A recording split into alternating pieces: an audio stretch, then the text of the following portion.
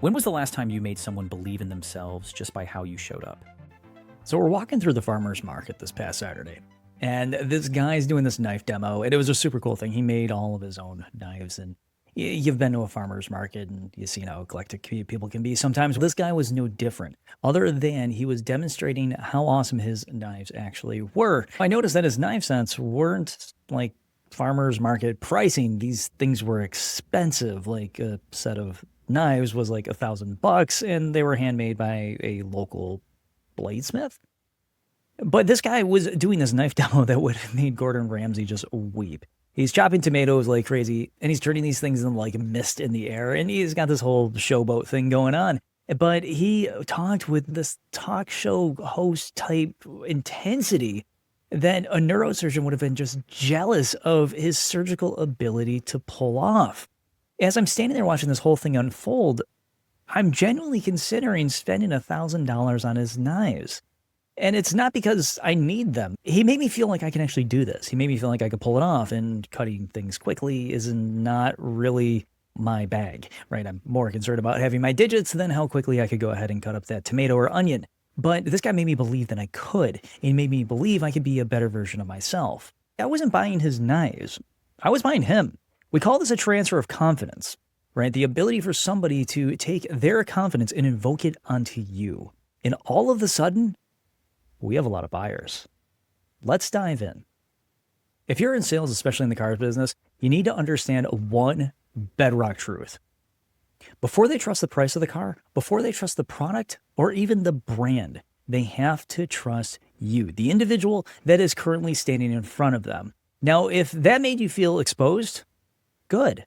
Because relying on your product to go ahead and sell the vehicle, relying on the price to sell the vehicle, is quite literally taking money out of your pocket. According to Gallup, only 3% of Americans trust the car salesperson. 3%. We're parked right in between Congress and the guy with a clipboard outside Target. And neither one of these individuals we really feel like dealing with. We ignore Congress on the daily, and the guy outside of the clipboard, we tend to hold our hand to the side of our face and go, please, don't look at me. Don't look at me. Oh, hi. Hi. Yes, I'm awkwardly going inside. Trust isn't a feature. It's not on a spec sheet. Trust is an actual product, and we have to know how to sell this product well, because that is what's going to make up the relationship between us and the individual sitting in front of us. And if that can't be built, there is no way that we can transfer that confidence that inspired me to almost buy that $1,000 set of knives to inspire this customer to go ahead and sign on the dotted line.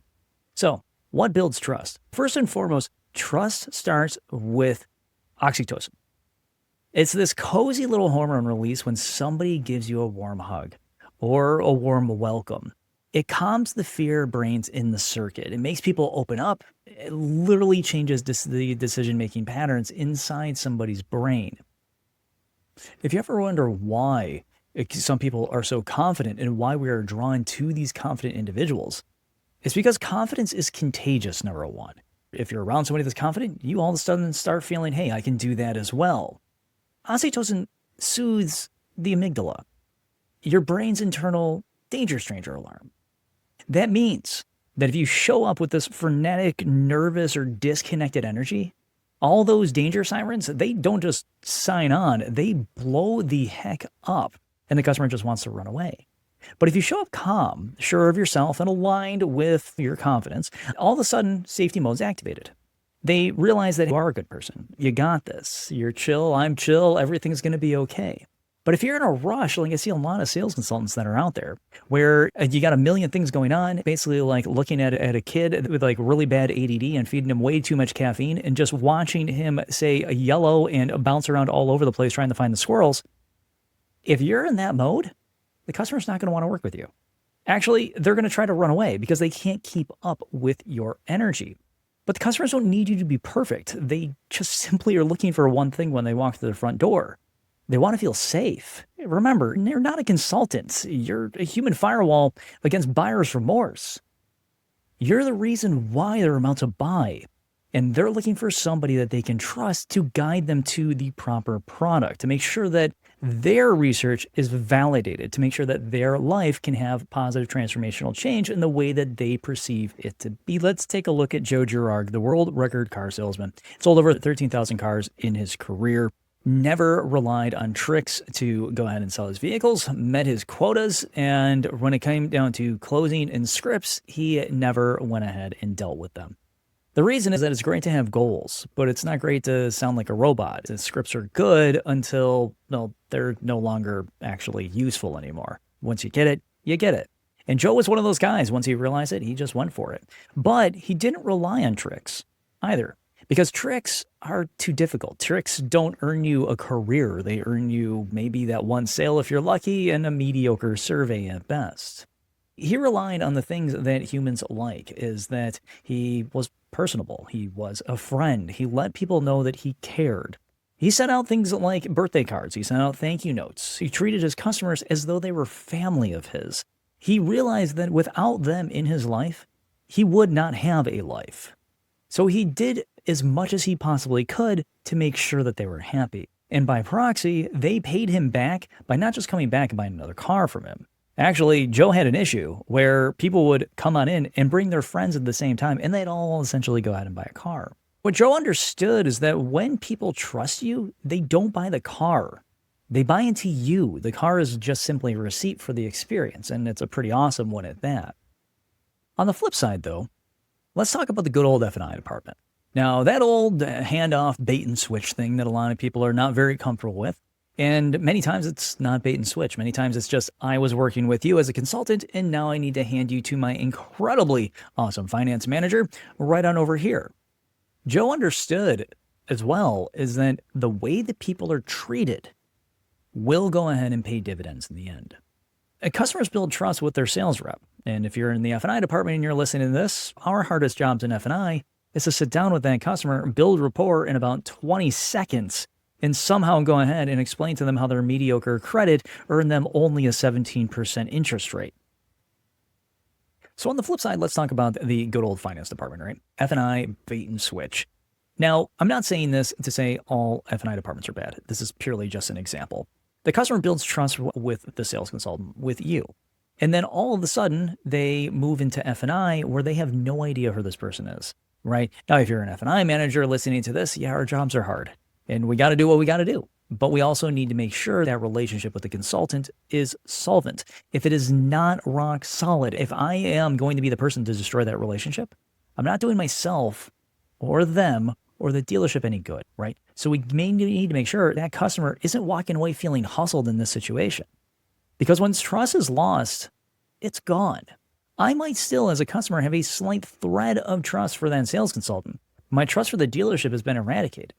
Because in the F&I department, we are those individuals that represent the store, right? They're the special ones that have been put in that position to make sure that the money and the personal information is going to be safe.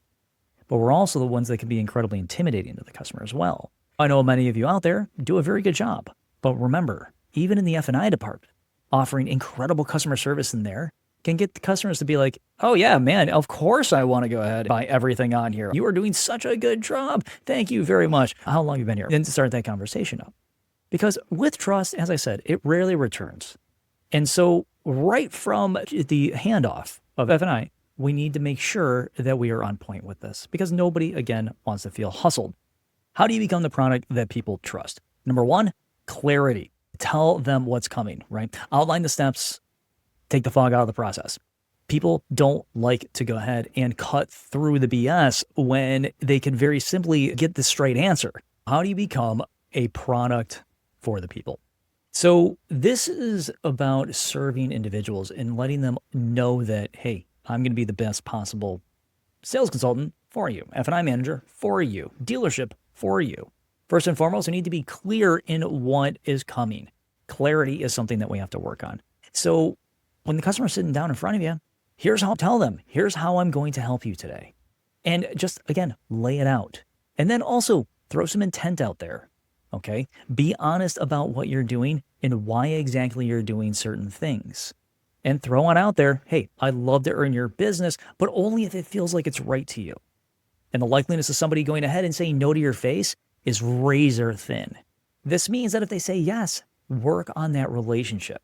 It's obviously important to them, or they'd be telling you right then and there that, is it about the car? Because you can't drive a payment, right? And when it came to the car, I saw you drive in here and you probably can't drive that either. Consistency as well is a huge one. Call the customer when you say you're going to call the customer, right? Show up prepared. If the customer called on in, make sure that product is ready. Follow through every single time that you make a promise to these individuals. And number 4, your presence. Put down the damn phone. Look at your phone and set up a focus on it, right? iPhones, you can do this on Androids. Go ahead and take a look at your focus and set it. Maybe the action button on the side of your phone or your watch, if you have one of those, does that. And then during the day, make sure that you click your action button to customer and it locks everything down. Put the damn phone away. The customer has one too, and you don't like it when they're playing on theirs. It also isn't a really good item to use as a note-taking device because people do genuinely think that you're just paying attention to something else. Have that phone, have that paper there, but nothing says that you don't matter, like you going ahead and picking up the phone and going ahead and checking your stats on whatever social media item that you like. And here's the golden script. Now, I'm not a huge fan of scripts, but occasionally a one-liner does sneak out here and there. My job isn't to convince you. My job is to help you make a decision that you feel great about. Pretty easy. That line has saved more car deals than rebates ever could have in this industry. Because it shows that I'm in this game for you. Not like all the other NPCs of consultants out there that, well, hopped on board and they're simply just looking for the quick deal and they think that they know it all. Honing your craft and becoming the better version of yourself here is definitely going to help with the trust. The customer will compare your car to others. It's just going to happen. Your price, it will get shopped. But you, the most important reason that the customer will say yes or no to buying a vehicle, you are one of one. You can't be duplicated, at least easily right now. But they're not buying horsepower. They're buying peace of mind. And that peace of mind comes directly from you. I have a challenge for you. I want you to record yourself doing a meet and greet. Really simple thing. Just hold it in front of your face and do a meet and greet. This is just for you and you personally. Play it back and be brutally honest with yourself, right? Don't go down the path of I look like this or I look like that. That's not helping you. You look great and you're going to be doing just fine in this business.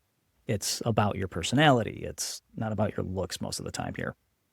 Would you trust you? Do you feel like that the person that the customer is talking to is listening? Are they present? Are they confident in their ability to do what they do on the daily? And if not, don't get discouraged. Just get intentional. You don't need to be slick. You need to be real because at the end of the day, trust is a transfer of confidence. And you, my friend, are the delivery system. And it's time for us to start acting like it. This is AutoKnerd This Week, where sales get smarter, funnier, and a whole hell of a lot more human. You are the product. Sell with confidence, serve with heart, and I'll see you next Thursday. Until then, keep your EQ turned up and that coffee topped up. Go out there, be the reason someone says yes, and make trust your superpower. See you next week.